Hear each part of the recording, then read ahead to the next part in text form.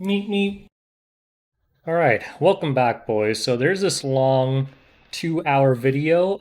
If you care enough to, I recommend you go to the Epic 7 official YouTube if you want to watch the whole thing.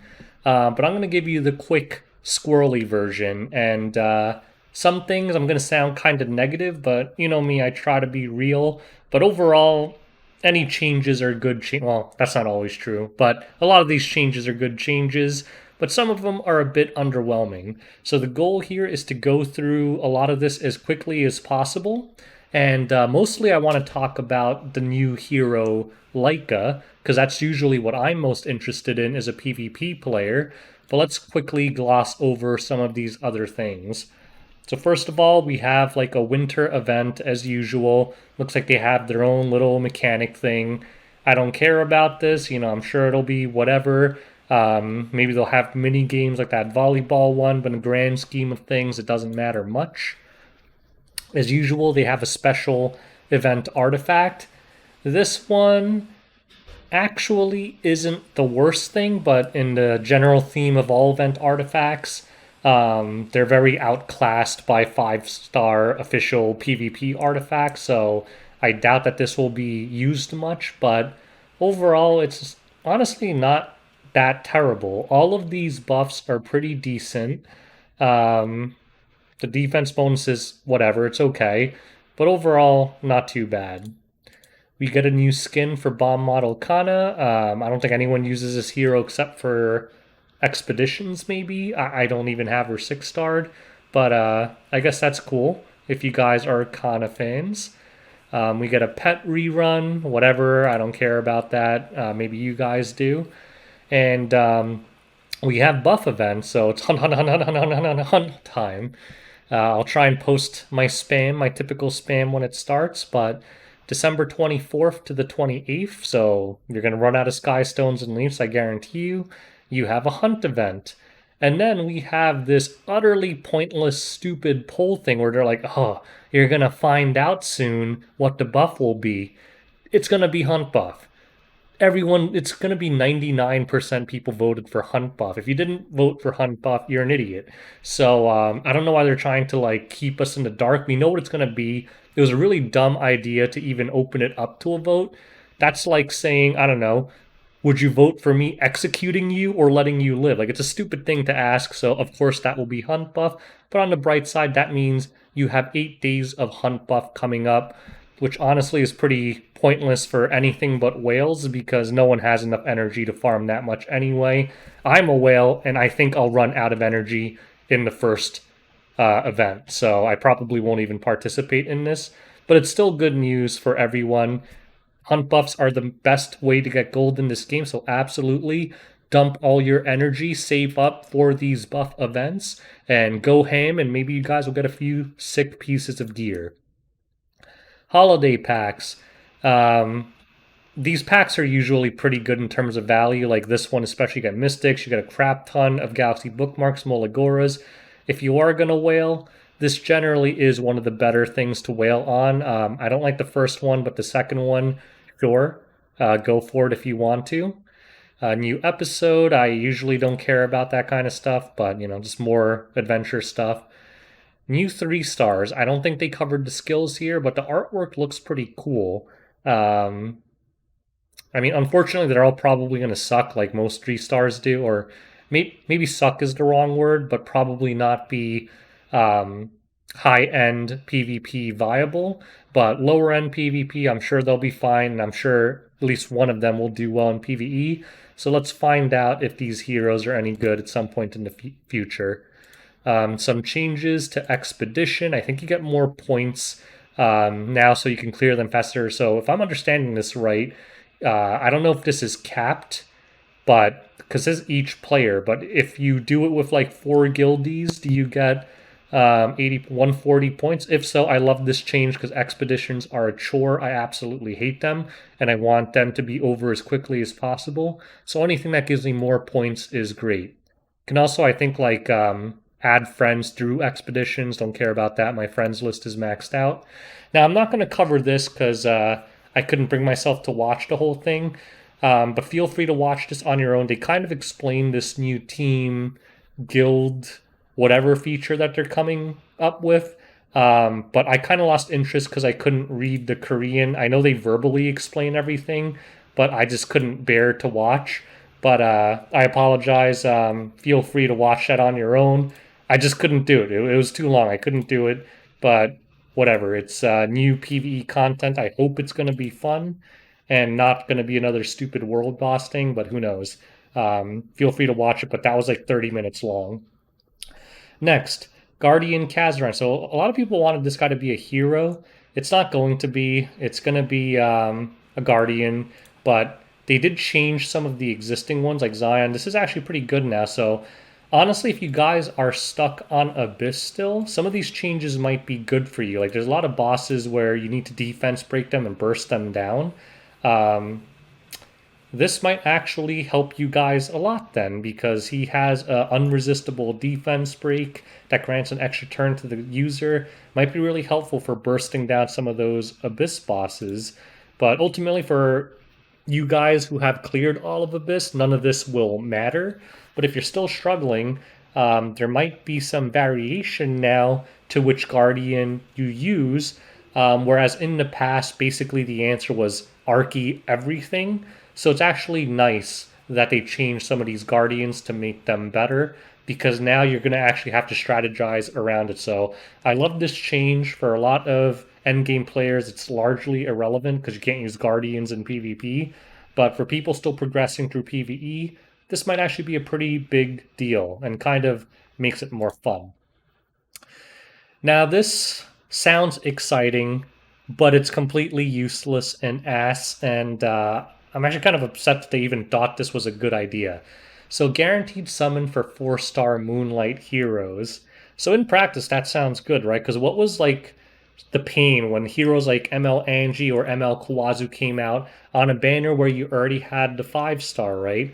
The pain was there's no pity for the ML4, but you don't really want that ML5. So Smilegate has given us a pity system for ML4s. That's nice. That's super cool, right? What's the problem with it? So I watched ahead. The problem with it is you can only select one. So you can select whether your summons go towards your ML5 pity or your ML4 pity. What does this mean in practice? No one will ever choose the ML4 pity. And not only will they not, you should not pick the ML4 pity. That's a stupid idea unless for whatever reason you're super desperate to get that. Mystics are hard to come by unless you're whale. So this only really benefits the biggest whales out there. For any, even like Dolphin, this doesn't help much because, most players don't have, even me, I've spent like well over like 6 grand on this game or something. I don't have every ML5 in the game. Am I really going to waste all my mystics on an ML4? No, no, I'm not going to do that. So, and I'm a whale. So, what's the average person going to do? So, in practice, like, I think this is like a spit in our face kind of moment because basically it's saying, well, we're going to help out the guys who spent like 30,000 plus on this game. I don't think it really helps anyone else out because realistically, everyone's going to keep that ML5 pity ticked because you should, because ML5s are generally way more important than ML4s. So I don't really like this system. If anything, I would have liked it if the ML4 pity was 200, but both the 5 and the 4 tick down together. And I'm going to say, and they also forgot the T in reset just to spit on us even more. But honestly, I would just like it if they were both set to 200, but they went down at the same amount or something like that. But the fact that you have to pick one or the other, I think, makes this feature largely useless for the vast majority of players. So that's my take on it. Maybe some people like it, but I don't know. I guess in their defense, it's still an improvement, right? So I don't want to be too negative. Right now, you could theoretically pull like 1,000 times and not get the ML4, right? So in that situation, I guess this actually helps. But for the vast majority, I'd say like 98% plus of players, there's no situation where you should select ML4 pity. Now, this is good. I think they had like a little section where they had like before and after somewhere. Maybe they're not showing it here, but basically they're making the animations HD. And yeah, that's pretty cool. I mean, can't argue with graphical updates. So, all right, now let's get into what I actually care about. So, command model Laika is coming out. As you could see from our stats, pretty fast, built-in effectiveness. It's going to be some kind of debuff unit, right? So we kind of know that it's going to be a PvE-ish hero, but let's find out. So I'm just going to read this with you guys. Skill 3. Shoots out all wings to attack all enemies with a 75% chance to decrease speed. I don't know if they show the animations here. There you go. Let's watch the animation real quick. So it actually does look pretty cool. She basically nukes them. And a 50% chance to put them, so it's a 100% chance to decrease speed and 75% to sleep at max mola, and it grants your entire team a 2-turn immunity, which is obviously a very strong buff to have. Problem is, in terms of PvP, no strip, so it needs to follow something up, and yeah, generally in PvP, this is probably not going to be a very useful ability. Um, but we'll see. Unless her multis are crazy and she does a crap ton of damage. But generally, heroes with effectiveness imprints and built-in effectiveness don't do that much damage. I'm assuming I don't do Katie's at all, so I don't even really know its mechanics. But I'm assuming this is a Katie's hero. Where is the skill 2? I'll use the mouse because I mean the keyboard because you guys always complain when I click around. Strike order. Select an enemy with a 100% chance to target them for 2 turns with max mola, 3-turn cooldown. Increases attack of the ally except the caster with the highest attack for 2 turns. And this is important. It decreases their skill cooldown by 1 turn, like if you use it on any DPS, and it triggers a dual attack from them. So this actually, I looked at this now, I was like, is this usable in PvP? Because that's pretty nice, right? Target plus decreases their skill cooldown, like you could see it there on that violet, plus it triggers a dual attack. So it's kind of like an A-Raz idea, right? Except A-Raz defense breaks them instead of targets them. But this is 100%, whereas A-Raz's defense break is only 60%, so there's a lot more RNG. And also it decreases skill cooldown by 1 turn. The problem was I was trying to theory craft heroes that benefit from that skill cooldown reduction. And a lot of them, I don't think it matters that much because like something like strays, they're gonna die before they S3 again anyway. Something that would be really good with like Apoc Ravi. It's usually probably not going to be your highest attack unit because Apoc Ravi is an HP scaling unit. Rimuru, maybe, but his S3 has a long cooldown again, unless you soul burned it, in which case you don't even need this really. But this might be the ability that opens up some PvP windows, but I don't know. Like the S3 is so wonky that I don't know if this alone would justify using her. But all right, let's see her S1. Her S1 is basically Mediator Cowrick's S1. I actually think Mediator Cower is 15%, right? But basic premise, you attack, you get a CR push, and you CR push a random ally. So nothing wrong with it, just a basic S1. But again, I'm assuming it's meant for Katie's. Let's talk about her artifact. So this artifact seemed interesting. The problem is it's a ranger exclusive, but when you use a non-attack skill, it grants a barrier equivalent to 20% of the caster's max health to all allies for 2 turns. It can only be activated once every 3 turns and can only apply to one hero within the team.